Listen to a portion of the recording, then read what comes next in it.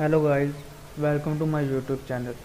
आज की इस वीडियो में हम लोग देखेंगे कि जावा के अंदर हम किस तरह आउटपुट लेते हैं, इनपुट किस तरह लेते हैं और जावा के अंदर ऑब्जेक्ट किस तरह बनाते हैं। पिछली वीडियो में मैंने जावा के बारे में बताया था, तो व्हाट इज़ जावा और नेटबिन को डाउनलोड करने का तरीका बताया था। अगर किसी ने अभी तक इसको डाउनलोड इंस्टॉल नहीं किया तो मेरी पिछली वीडियो देख सकता है, वहाँ पे मैंने लिंक भी दिया है डाउनलोड करने का। तो वीडियो स्टार्ट करने से पहले आप लोगों से गुजारिश है कि मेरे यूट्यूब चैनल को लाइक, शेयर एंड सब्सक्राइब कर दें, ताकि मेरी नई आने वाली वीडियो सबसे पहले आप लोगों तक पहुंच सके, और कमेंट करके अपनी राय ज़रूर दें। तो चलिए वीडियो स्टार्ट करते हैं। सबसे पहले आप लोगों ने जाना है नेटबीन को आपने ओपन करना है। नेटबीन को ओपन करने के बाद आप लोगों को इसका प्रोजेक्ट बनाना भी आना चाहिए। सबसे पहले आप लोगों ने यहाँ पे फाइल पे जाना है। फाइल पे जाने के बाद न्यू प्रोजेक्ट पे क्लिक करेंगे तो यहाँ पे देखिए, जहाँ पे काफ़ी सारे मेन्यू आ रहे हैं। आप लोगों ने जावा का बनाना है तो आप जावा पे क्लिक करें। यहाँ पे जावा एप्लीकेशन पे क्लिक करेंगे।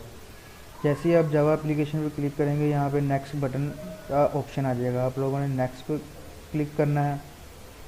यहाँ पे आप लोगों से पूछ रहा है प्रोजेक्ट का नेम। तो प्रोजेक्ट का नेम आप कोई भी रख सकते हैं अपनी मर्ज़ी से। प्रोजेक्ट का नेम रख सकते हैं, लेकिन उसमें कोई स्पेस नहीं देनी। अगर स्पेस देनी है तो उसके लिए आप लोगों ने हरफन वी का टैग लगाना है। तो चलें, प्रोजेक्ट का नेम हम यहाँ पे रखते हैं। मैं नाम रखता हूँ लेक्चर 2 के नाम से। ये मैंने प्रोजेक्ट का नेम रखा है। इसको अब मैं फिनिश कर देता हूँ। जैसे ही मैंने इसको फिनिश किया तो मेरा ये देखें प्रोजेक्ट क्रिएट हो गया है। मेरे पास ये मेन क्लास ओपन हो गई है। यहाँ पे देखें पब्लिक क्लास लेक्चर 2, जो मैंने इसका नाम रखा था उस नाम से मेरे पास ये क्लास बन गई है। अब यहाँ से पहले हम लोग ये कमेंट को रिमूव कर देते हैं।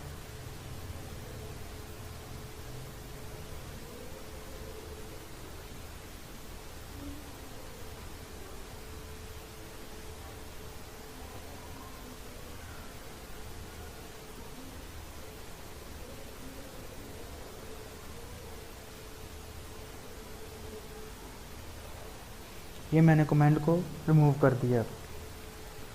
अब आप लोगों को पता है कि आप लोग C++ में आउटपुट और इनपुट लेने के लिए कौन सा कोड यूज़ करते थे, सी इन और सी आउट। सी आउट जो सा था वो आउटपुट के लिए इस्तेमाल होता था, और सी इन जो सा वो इनपुट के लिए इस्तेमाल होता है। लेकिन जावा में ये इस्तेमाल नहीं था। जावा की खुद से एक लाइब्रेरी है। तो जावा में हम आउटपुट लेने के लिए हमें कौन सा लाइब्रेरी यूज़ करनी पड़ती है, system dot out dot print.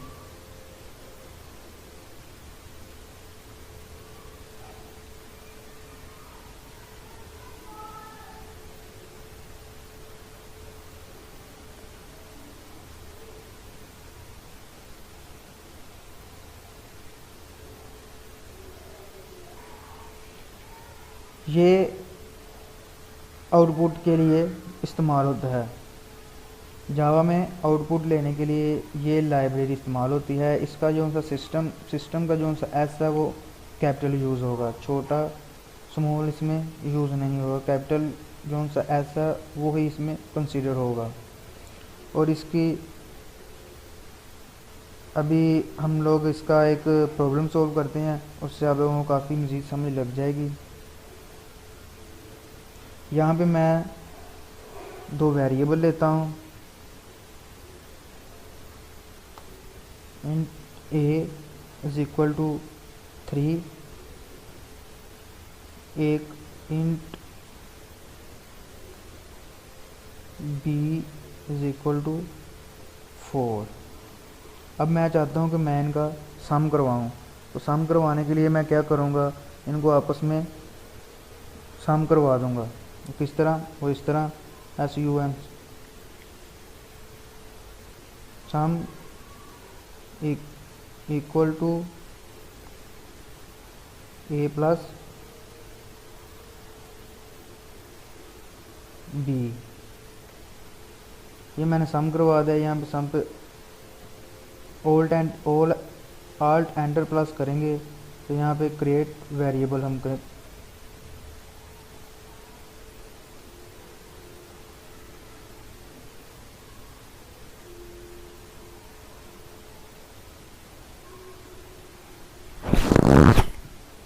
इस तरह करने के बाद अब हम लोगों ने ये देखें इसका कर लिया। अब हमने इसकी आउटपुट फाइंड करनी है। तो आउटपुट के लिए मैंने आपको कोड बताया है, system dot out dot print. हमने क्या करवाना, सम, तो हम इसके अंदर लिख देंगे सम। ये देखें हमारे पास एक प्रॉब्लम हमने सॉल्व कर लिया। इसको हम जब रन करेंगे, रन करने के बाद ये देखें हमारे पास 7 आंसर इसका आ रहा है। 4 + 3 = 7, बिल्ड सक्सेसफुल। अच्छा, आप लोगों को भी एक बात बताऊँ, यहाँ पे मैंने लिखा है प्रिंट। प्रिंट अगर मैं यहाँ पे लिख दूँ प्रिंट ln, तो अब देखें इसकी आउटपुट। अब देखें इसकी आउटपुट 7 ऊपर नज़र आ रहा है, नीचे बिल्ड सक्सेसफुल नीचे लिखा आ रहा है। तो प्रिंट और प्रिंट ln में फ़र्क क्या है? प्रिंट में फ़र्क ये है कि प्रिंट जो सा है वो लाइन ब्रेक नहीं करता, और प्रिंट ln में फ़र्क ये है कि प्रिंट ln जो सा है वो लाइन ब्रेक करता है। यहाँ पे देखिए जब हम प्रिंट करते हैं तो वो हमारे पास लाइन ब्रेक नहीं कर रहा, वो उसी लाइन के साथ हमारा आंसर दे रहा है। जब हम प्रिंट ln करेंगे तो ये लाइन ब्रेक करके हमें आंसर दे रहा है। ठीक, अब चलते हैं type of variable.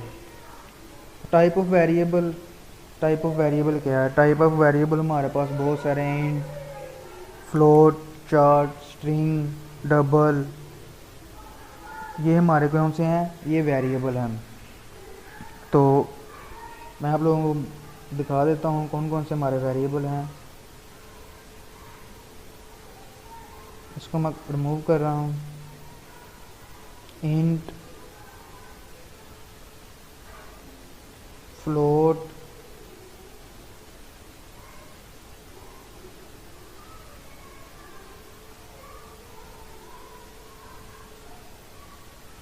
String, int, float, string, character, chart, से चार्ट को करैक्टर कहते हैं, और डबल।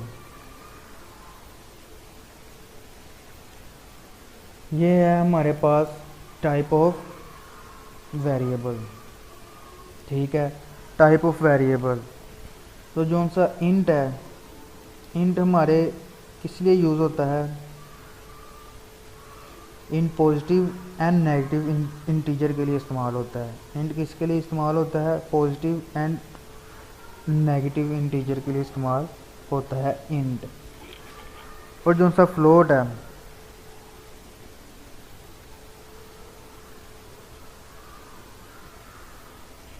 ये जो सा फ्लोट है ये हमारे पास पॉजिटिव और नेगेटिव जो इसके लिए इस्तेमाल होता है। लेकिन पॉजिटिव और नेगेटिव कौन से होते हैं? जो पॉइंट में होते हैं। इंट सिंपली पॉजिटिव और नेगेटिव के लिए इस्तेमाल होता है, नंबर के लिए। और फ्लोट जो है पॉजिटिव नेगेटिव पॉइंट वाले नंबर के लिए इस्तेमाल होता है। क्लियर बात होगी। थर्ड वन है करैक्टर। करैक्टर में क्या होता है? चार्ट, करैक्टर, इसमें क्या होता है कि इसमें जो सा हमने नाम दिया उसका पहला वर्ड इस्तेमाल होता है।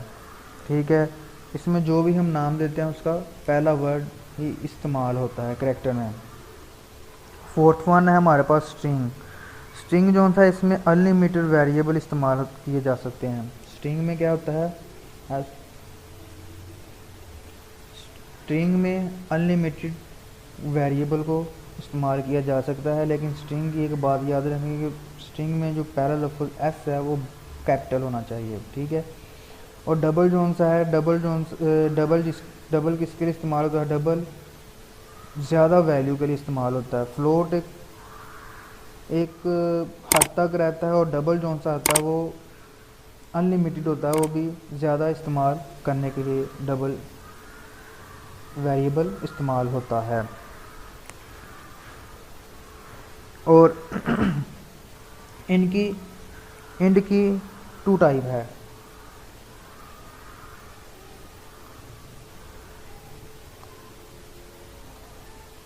टू टाइप ऑफ इंड की 2 टाइप है। एक तो सबसे छोटी है, उसको हम क्या कहते हैं,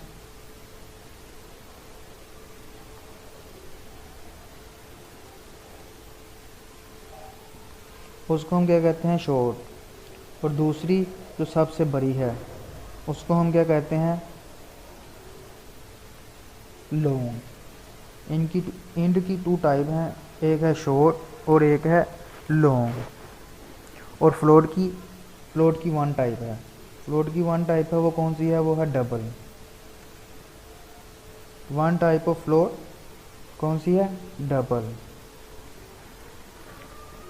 और करैक्टर की उसकी भी एक ही टाइप है, और वो कौन सी है, स्ट्रिंग है।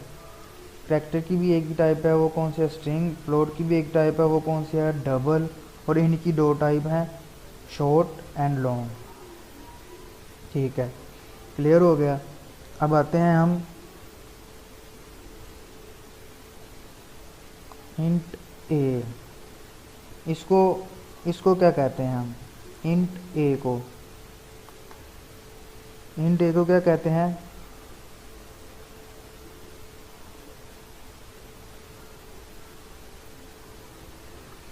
इंट ए को क्या कहते हैं, इस तरह जो उसे लिखा होता है इंट ए, इसको कहते हैं डिक्लेरेशन। इसको क्या कहते हैं, डिक्लेरेशन। और int a is equal to 4, इसको क्या कहते हैं,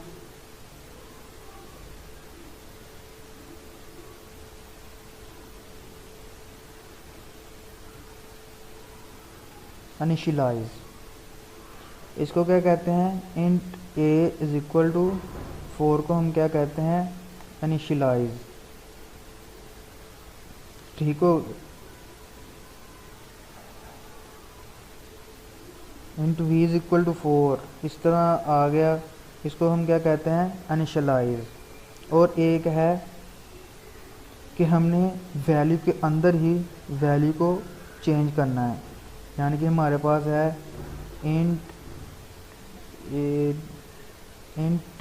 बी इज इक्वल टू 35। इसमें यह है कि हमने एक वैल्यू दी है इंट की v इज इक्वल टू 4। अब मैं चाहता हूँ कि मैं इसकी वैल्यू चेंज कर दूँ, तो उसके लिए मैं क्या करूँगा, एक और वेरिएबल लूँगा, उसको हम क्या कहते हैं, इस तरह का वेरिएबल जो हम लेते हैं एक और वैल्यू, इसको हम कहते हैं असाइनमेंट।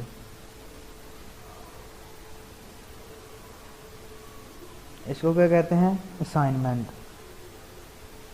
क्लियर हो गया। इंट ए ये होता है declaration, int v is equal to 4 इसका मतलब है इनिशियलाइजेशन, और int b is equal to 35 यानी कि हमने एक वैल्यू दी है उसको हमने रिप्लेस करना है, चेंज करना है, उसके लिए असाइनमेंट यूज होता है, वैल्यू के अंदर ही वैल्यू चेंज करना हो इस तरह, तो उसको क्या कहते हैं, असाइनमेंट कहते हैं। आगे हम इसके भी प्रॉब्लम सॉल्व करेंगे, इसके ऊपर भी डिस्कस करेंगे। तो ये तो हो गया, आउटपुट का भी आपको पता चल गया, और कुछ बातें भी इंट वगैरह के बारे में पता चल गई। अब हम आते हैं ऑब्जेक्ट किस तरह बनाते हैं। ऑब्जेक्ट बनाने के लिए जावा की एक लाइब्रेरी है जिसको हम कहते हैं स्कैनर।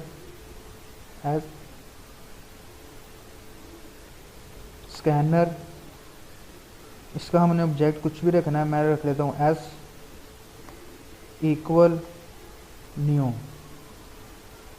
इक्वल वापस स्कैनर के हम जाएंगे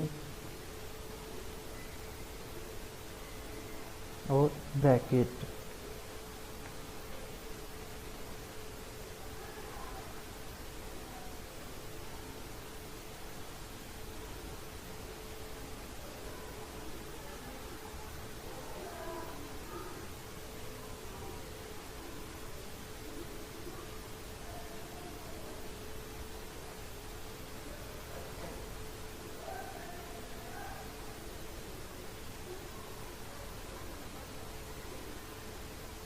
सॉरी,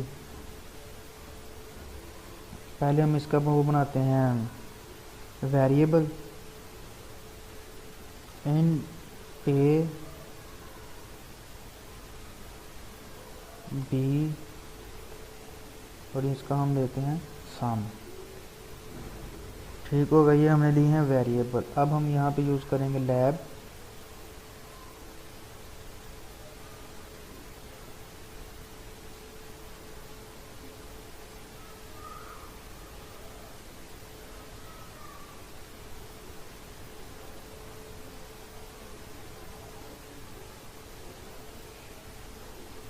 और ये देखें इस ब्रैकेट के अंदर, इस ब्रैकेट को हम क्या कहते हैं, कंस्ट्रक्टर। ये बाय डिफ़ॉल्ट हमारे पास क्रिएट हुआ होता है। ये क्या होता है, हमारा कंस्ट्रक्टर। इसके अंदर हमने क्या लिखना है, सिस्टम डॉट इन। ठीक हो गया, ये हमने बनाया है वेरिएबल।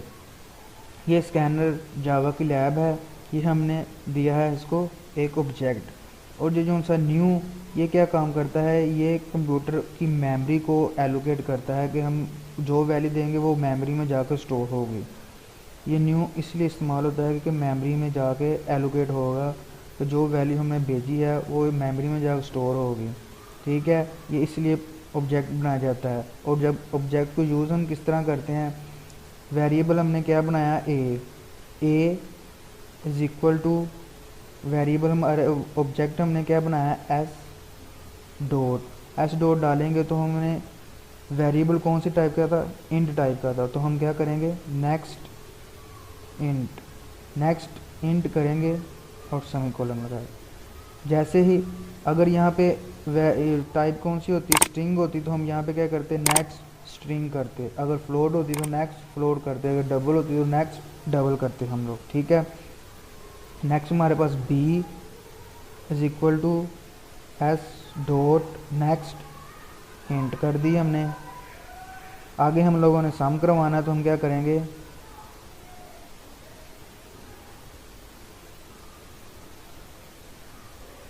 सम करेंगे इनका, is equal to a plus b. इसका हमने किया सम। अब हम इसका आउटपुट का कोड करेंगे।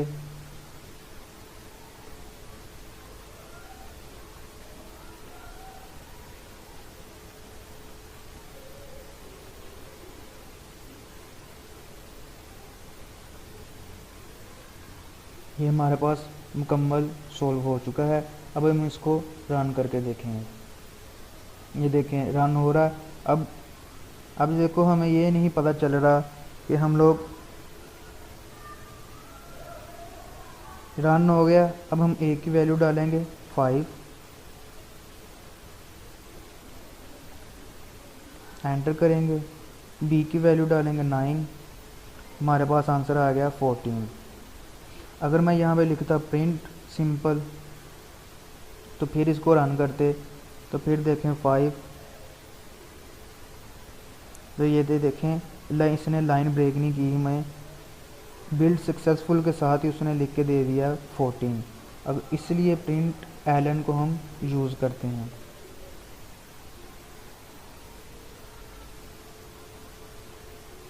ये देखें, इसने अब हमें लाइन ब्रेक करके दी है।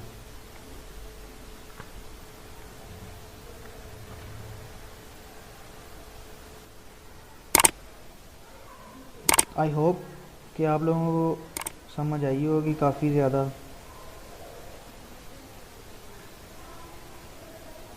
तो नेक्स्ट वीडियो में हम लोग क्लासिक कॉन्सेप्ट के ऊपर बनाएंगे, उसके बारे में देखेंगे कि क्लासिक कॉन्सेप्ट क्या होता है, क्लासिक कॉन्सेप्ट के बारे में बनाएंगे।